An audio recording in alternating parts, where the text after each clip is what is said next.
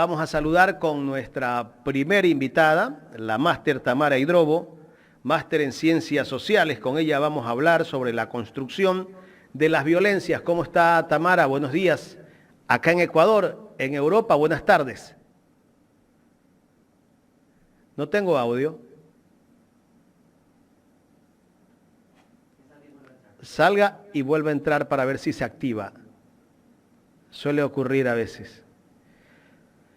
Pero bueno, lo de Zurita sí que ayer me causó mucho revuelo cuando el doctor Ramiro Aguilar dice, ya no hay que decirle Zurita, ¿no?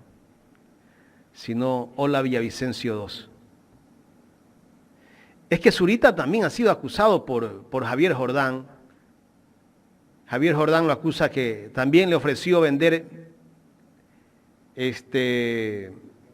blindaje mediático. Esta palabra está de moda, estos términos.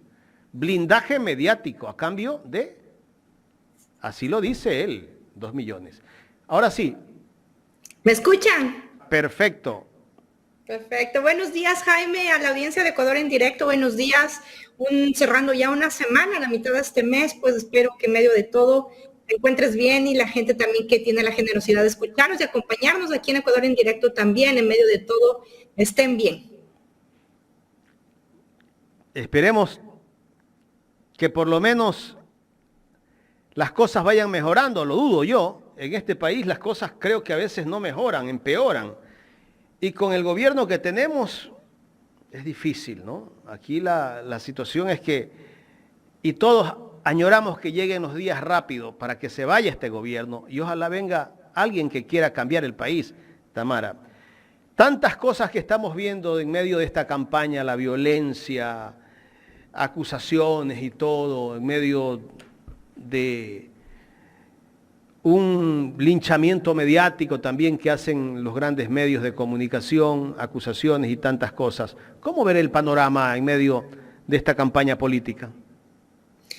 En medio de una violencia, Jaime, las violencias, como reflexionaba también, no solamente las violencias hacia las mujeres, no nos olvidemos de los casos de femicidios o feminicidios que ocurrieron esta semana, los cuerpos de mujeres desmembrados hallados en Quito, cuyos confesos femicidas no eran más ni nada menos que sus parejas o exparejas. Creo que tiene que ver toda esta ola de violencia con la inequidad, la desigualdad. Yo te escuchaba ahora reflexionar antes de entrar en todo esto, lo que significa esta desigualdad que tenemos, estas brechas de clase que tenemos, estas brechas de ingresos, de acceder a derecho que tenemos en el Ecuador. Mientras hay muy poquitos que lo tienen absolutamente todo, hay tanta y tanta gente que no tiene nada. Y nada, ni siquiera alimento, ni siquiera comida para asegurar las 3 comidas al día a sus hijas, a sus hijos, a sus familias.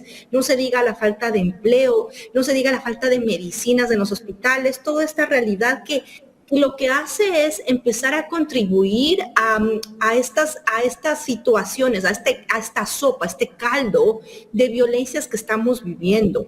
Cuando tú tienes una realidad donde no puedes ni siquiera asegurar el alimento para tu familia y al mismo tiempo te das cuenta que más allá hay un centro comercial donde se bota o se desecha el alimento, el sentimiento humano frente a esa inequidad, esa desigualdad, es de impotencia, es de frustración, es inclusive de confusión, porque no puedes comprender cómo mientras tú tienes hambre, tus hijas y tus hijos tienen hambre, existe gente que literalmente desperdicia ese alimento que tú necesitas. Y ves, estoy poniendo este ejemplo del alimento como para graficar las realidades que el país está viendo en muchos aspectos.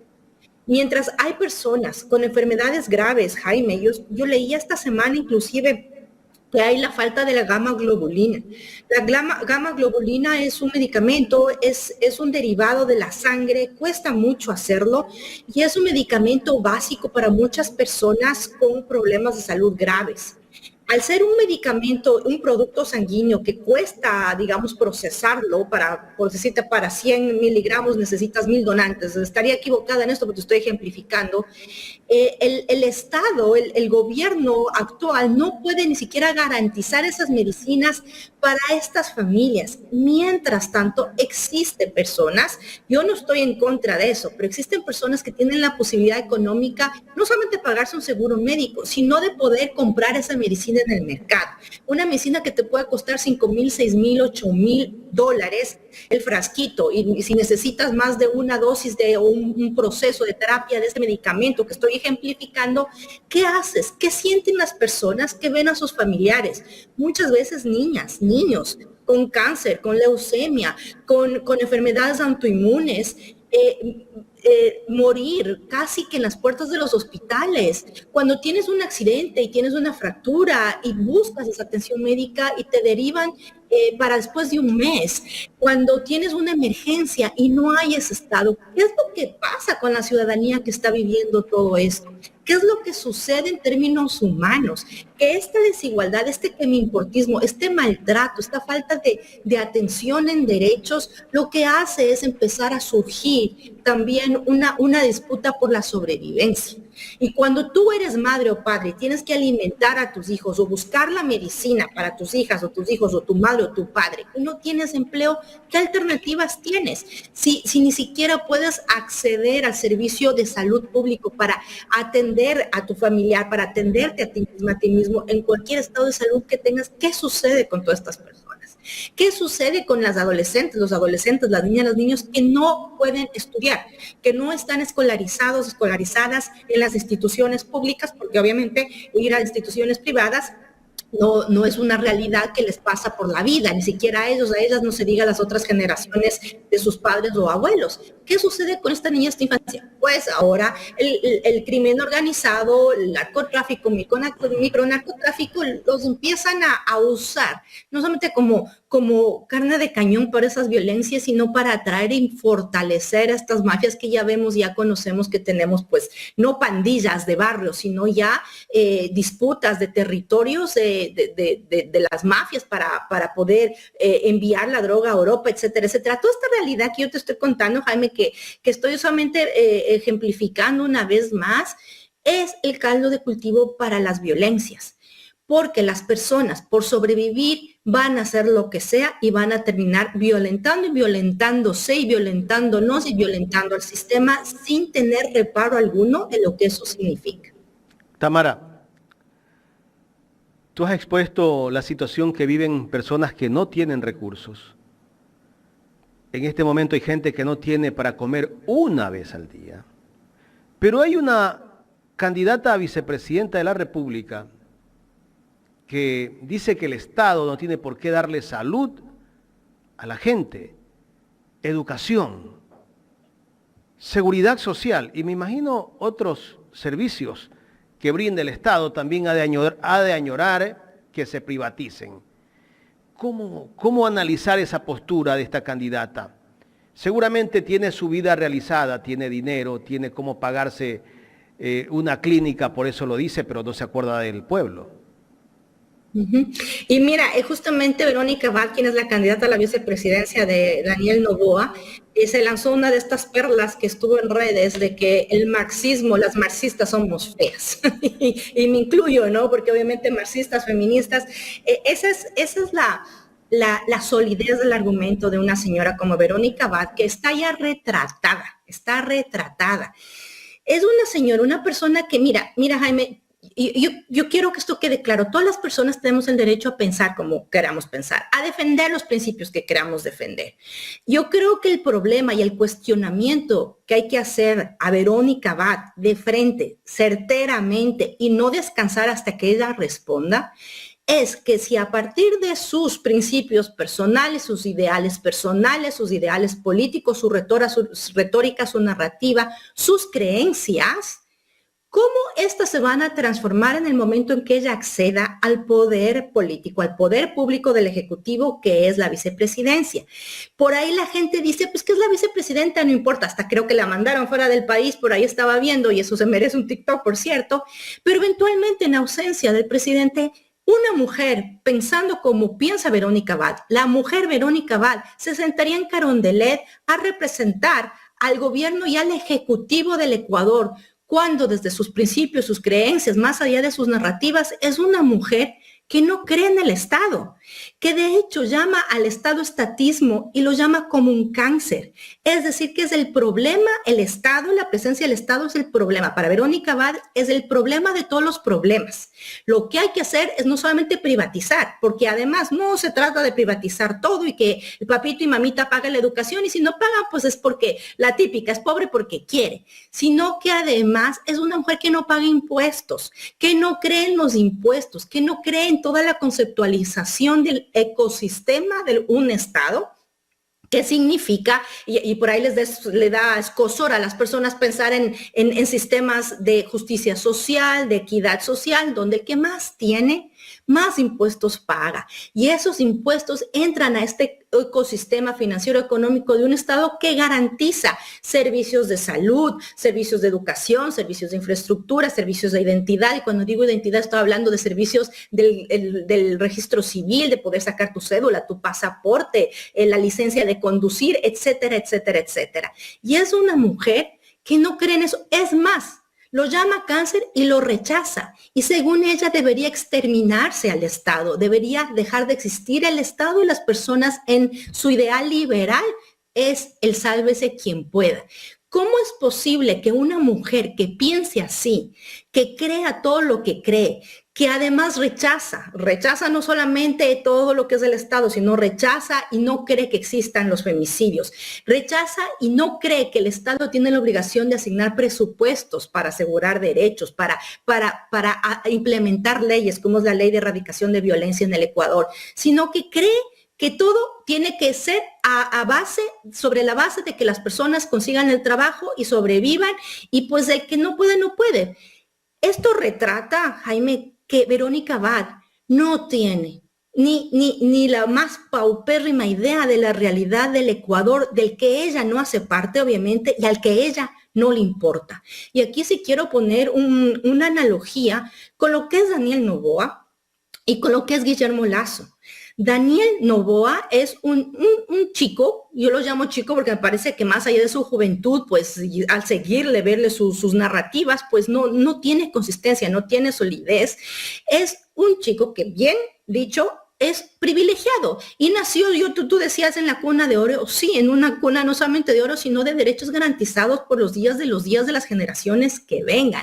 Y es un chico que se le ocurrió ser presidente, como al papá se le ocurrió, y de hecho lo intentó varias veces y no lo logró, pues ahí toca también darle la lucha. Es como esta necesidad, esta ambición sin sentido que Guillermo Lasso ha demostrado de querer llegar al primer poder de representación de un país que es la presidencia, para ponerse la banda presidencial, para tener su cuadrito en el salón amarillo Carondelet y para sentirse con el poder total y absoluto. Bueno, fuera que ese poder total y absoluto que el presidencialismo tiene en el Ecuador, fuera para asegurar derechos para todas las personas, sobre todo para las personas que menos tienen, que son la mayoría en el Ecuador. Pero no, es una ambición que él tiene y resulta que quizás por carambola le tocó a Verónica Abad, por ahí decía que ella estaba poniendo todo su contingente político en el binomio con Daniel Noboa y la gente nos preguntamos cuál es su contingente político, si nunca tuvo ninguna representación, ni siquiera en elecciones populares, porque nunca ganó. La señora Verónica Abad nunca ha sido elegida para ningún cargo político ni público, pero ella sí pone contingente. Entonces, nos vemos otra vez en un binomio, Jaime, que vive, proviene y defiende una burbujita que puede ser resonante, que puede ser deslumbrante, pero que esa no es la realidad de la mayoría de la ciudadanía, no es la realidad de las mujeres del Ecuador, no es la realidad de los hombres del Ecuador, no es la realidad de la infancia del Ecuador, cuando tenemos cientos de miles de personas que todos los días están intentando sobrevivir en medio de un país que se está derribando por las violencias de la inequidad, de la desigualdad y la falta de derechos. Entonces, tener esta retórica. Y es espantoso constatar que la mayoría de las personas no conocen ni saben quién es Verónica Abad, no conocen ni saben lo que piensa Verónica Abad. Por ahí Daniel Noboa, pues es el hijo de hijo de Alvarito y pues parte de una de las familias más adineradas del país. Pero ¿quién es Verónica Abad? Pues Verónica Abad es una mujer que no cree en el Estado y que es más, si llega a ser gobernante lo va a destruir, como ya lo ha hecho Guillermo Lasso. Ahí está la analogía para mí que es súper clara. Tamara, ¿por qué esta gente busca el poder? Por ambición, Jaime, a ver, cuando lo tienes todo, ¿qué más puedes tener? Cuando la gente estamos tratando de surgir, de crecer, digamos, profesionalmente, de crecer físicamente, los niños, las niñas, ¿qué es lo que requieres? ¿Qué es lo que tú quieres? Primero quieres tener tus necesidades básicas cubiertas, quieres poder tener una casa, un techo donde cobijarte que sea seguro, alimento garantizado, servicios de salud si es que es necesario, infraestructura, educación y un empleo digno, tener una vida con dignidad, una vida que no necesariamente tiene que ser ostentosa, pero sí que te pueda garantizar todos los derechos generalizados, salud, educación, ocio, placer, poder tener tus vacaciones anuales, irte a la playita, poder invertir en todo el ecosistema económico del turismo y vivir tu vida.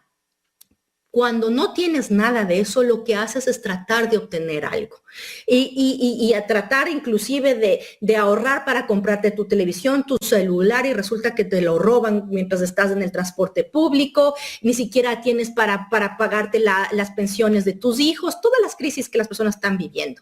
Estamos en un estado de lucha constante de salir adelante. Pero imagínense la vida de un señor como Daniel Noboa o como el mismo Guillermo Lasso de tenerlo todo.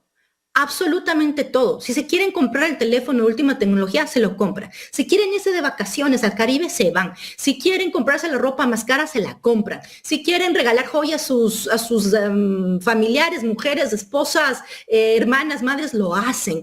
Ya viene una situación de ostentar, de adquirir cosas que ya no son de la sobrevivencia, sino ya, digamos, para satisfacer tus intereses, además porque económicamente lo puedes hacer, ¿no? No digo que esté mal, atención, no es que sea aquí como nos quieren poner una guerra de clases, sino que hay que analizar. Cuando ya lo tienes todo, ¿qué más puedes tener, Jaime? Si no es tener esta ambición de llegar a ese poder de reconocimiento y poder ejercerlo para poder sentirte alguien y sentirte no solamente alguien, sino sentirte que lograste todo lo que tenías que lograr o podías lograr desde la carrera de alcanzar y llenar tus aspiraciones económicas, profesionales, financieras.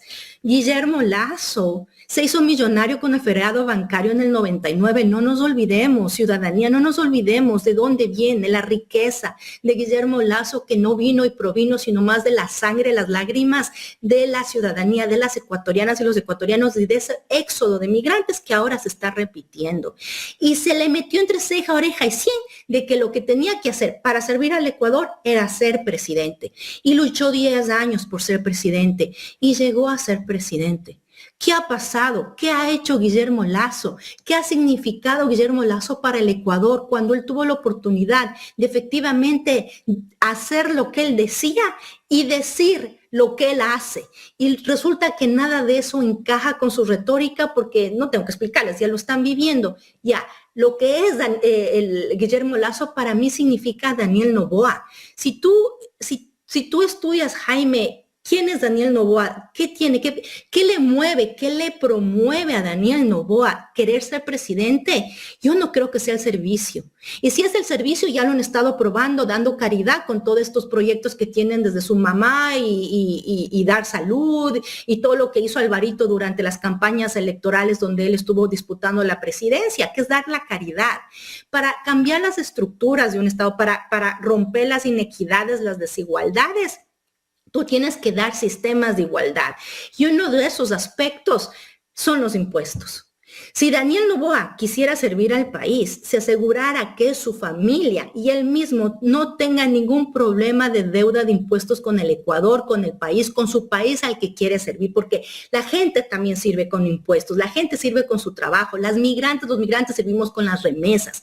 ¿Qué está haciendo Daniel Noboa ahora? Quizás en una obsesión, en una ambición también hasta familiar por parte de su papá, que intentó ser presidente y no pudo hacerlo, pues se le ocurrió que él también podía, y como tiene, discúlpame que lo diga así coloquialmente, el kushki para pagar la campaña que significa ir hacia Carondelet y pagar la imagen y pagar todo lo que tiene que pagar, hasta dando dádivas a la gente. No nos olvidemos de esas avenas cuáquer que están llegando con gorgojo a la gente. Ya, Eso le hace creer a él que puede llegar a sentarse a Carondelet y quién sabe, servirse más de ese poder en vez de servir desde el poder a la gente que realmente lo necesita y que él no creo que sepa, que entiende, que comprenda lo que la gente necesita, siente y está atravesando ahora mismo.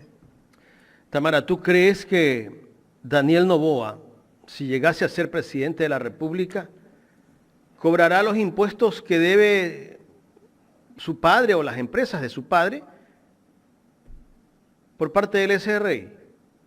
No, no, Jaime, yo creo que una de las cosas que vemos y que nos damos cuenta mientras más tiempo pasa, mientras la realidad del país nos lo demuestra, es que las personas en un círculo, en una burbujita, que no entienden, no comprenden, de verdad, yo estoy segura de que Daniel Noboa y Verónica Abad no entienden y no comprenden la realidad de la gente. Y no solamente porque no es que tengan empatía, sino porque su estructura de vida mental, existencial, no les da para comprender, para saber, para conocer, para sentir, para vivir lo que la ciudadanía ha vivido, ¿sí? Lo que las mujeres en el Ecuador viven, lo que los padres de familia viven. No, ni siquiera ninguna empatía les alcanzaría para poder comprender. Al no tener esta comprensión, lo único que buscan y buscarán es mantener el status quo. Y el status quo, ¿qué sucede en el status quo del Ecuador? Que tenemos lo que conocemos como oligarquías, pero yo diría también pues los imperios económicos del país sujetados y reconocidos y manipulados por pocas familias. Daniel Noboa hace parte de esas familias. ¿Tú crees que él va a arriesgar sus espacios de poder económico y financiero en aras de la igualdad y de la equidad del Ecuador? Porque si es que eso fuera verdad, no tendría deudas con el SRI, ni él, ni su padre, ni ninguna empresa del Emporio Noboa. No tendría ninguno. Y de hecho, él estaría haciendo y construyendo una carrera política desde otra perspectiva.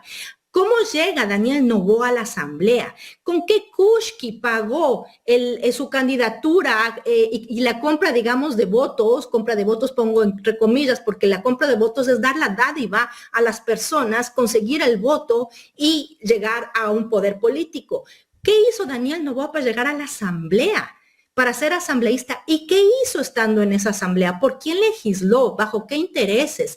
¿Y cuándo y qué día se le ocurrió ser presidente? ¿Y qué pasó con su padre el día que él anunció su candidatura? Y su papito también lo anunció, después tuvo que retirar el trino. No nos olvidemos de estas cosas que son súper decidoras, que te retratan los intereses que está detrás de una candidatura como la de Daniel Noboa. Y después si estudiamos y analizamos y seguimos sus redes, que es lo que me toca a mí, porque no estoy en el país, no puedo ver digamos, no estoy presente en uno de sus espacios, pero todo lo que permea en la realidad de sus espacios, sobre la base de qué estructura intelectual, política, sustancial habla Daniel Noboa, cómo defiende sus propuestas de gobierno, cómo defiende lo que está diciendo y lo que está proponiendo que va a hacer desde la presidencia. Y atención, la gente creo yo que creyó y comió mucho cuento, como se dice coloquialmente, con esto de que como son ricos no van a robar. Pero es que no van a robar. Lo que se van a asegurar es que nada de la situación catastrófica del país les afecte a su burbujita. Y eso es robarle al pueblo.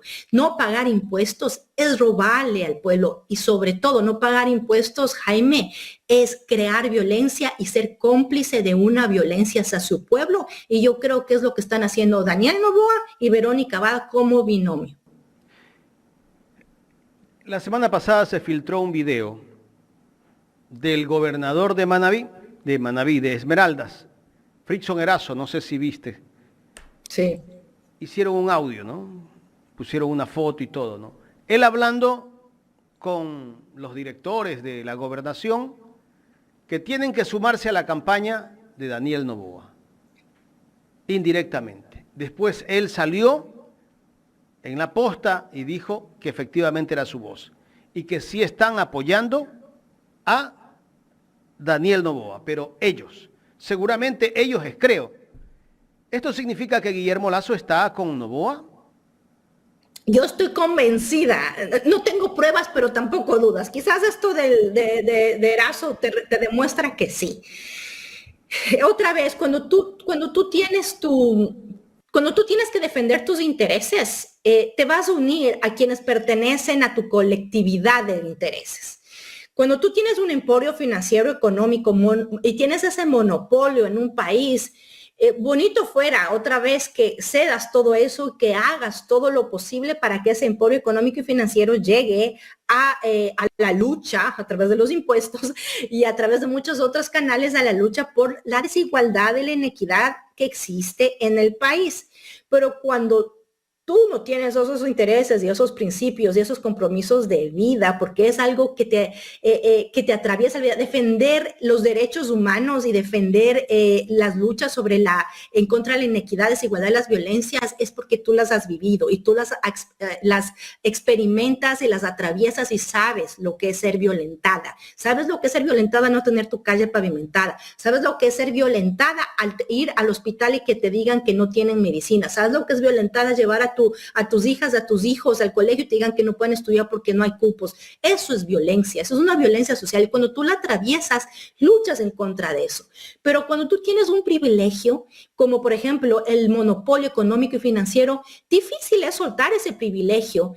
Y si yo lo suelto para mí y me toca soltarlo para mis amigos, por ejemplo, banqueros, no lo voy a hacer. Y atención, ese es el legado de Guillermo Lasso. Por favor, país, veamos qué es lo que está haciendo Guillermo Lasso y cómo deja el país con toda la parte económica y financiera y a quién beneficia esos acuerdos que Guillermo Lasso ha hecho y va a dejar haciendo, o sea, de paso antes de retirarse de la presidencia. Entonces, yo creo y estoy convencida que entre panas se cuidan, pues entre intereses y entre emporios económicos se cuidan para no afectarse. Y esos emporios económicos, Jaime, no nos olvidemos que también son emporios de la prensa, de la gran prensa mercantilista que existe en el país, que está ahí respondiendo al billete al que le inyectan y que está respondiendo además a los intereses económicos de los emporios económicos que sostienen esa prensa económica. No nos olvidemos quién es el director también de Coavisa, de Teleamazonas, de estos canales de televisión donde se predomina el interés económico de quienes son dueños de esos medios de comunicación. Entonces van a estar defendiendo obviamente sus intereses. Y yo creo que no solamente Guillermo Lasso es el que está detrás de Noboa, además solamente regresemos a ver cuáles son los partidos que están sosteniendo la candidatura de Noboa y de Abad. 35, irónicamente, lo que fue Alianza País, que es de Lenin Moreno Garcés, uno de los presidentes más nefastos, traicioneros que ha tenido el Ecuador, y no solamente traicioneros con su partido político, sino con el pueblo. Un tipo nefasto que está ahorita escondido en Paraguay con sus cómplices y que de aquí no saca la cabeza, ¿no? Y no se diga a su esposa y que nomás se fue llevando del Museo de Carondelet, que todo el mundo lo sabe, pero ya nos olvidamos, ¿no? Entonces, está detrás de Daniel Noboa y de Verónica Abad, Lenin Moreno, está Guillermo Lasso, y obviamente que les interesa, Jaime, que él llegue al poder para seguir cuidando sus espaldas y seguir cuidando sus emporios, porque no les ha importado, nunca les ha importado y jamás les va a importar el pueblo ecuatoriano, porque si les hubiese importado, Guillermo Lasso tuvo toda la oportunidad de mostrar, de representar a una derecha con toda la legitimidad que tiene de pensar como piensa políticamente la derecha en el Ecuador, pero de poder trabajar por la gente, por erradicar la inequidad, la desigualdad y la violencia. ¿Y qué hizo Guillermo Lasso? Fue abrir esas brechas más profundas sobre la base de muerte, de sangre y de la vida de muchas personas. Yo no tengo pruebas, pero no tengo ninguna duda de que creo Guillermo Lasso, Lenin Moreno y tantos otros intereses están detrás de Daniel Noboa. ¿Quién lo apoya? Dime quién te apoya y te diré quién eres. Tamara, quiero agradecerte por haber aceptado conversar con Ecuador en directo. A ti, Jaime, un abrazo muy fuerte, a tu audiencia, mucha fuerza y sigamos educándonos, informándonos a través de los medios digitales como Ecuador en directo y no dejemos que nos engañen de la forma como lo han hecho en estos años para que nuestra elección sea de forma consciente y responsable con nosotros mismos y con la necesidad de quienes menos tienen. Un abrazo. Gracias a Tamara Hidrobo. Aquí en el programa Los Especialistas estuvo hablando con nosotros sobre la coyuntura que vive el Ecuador.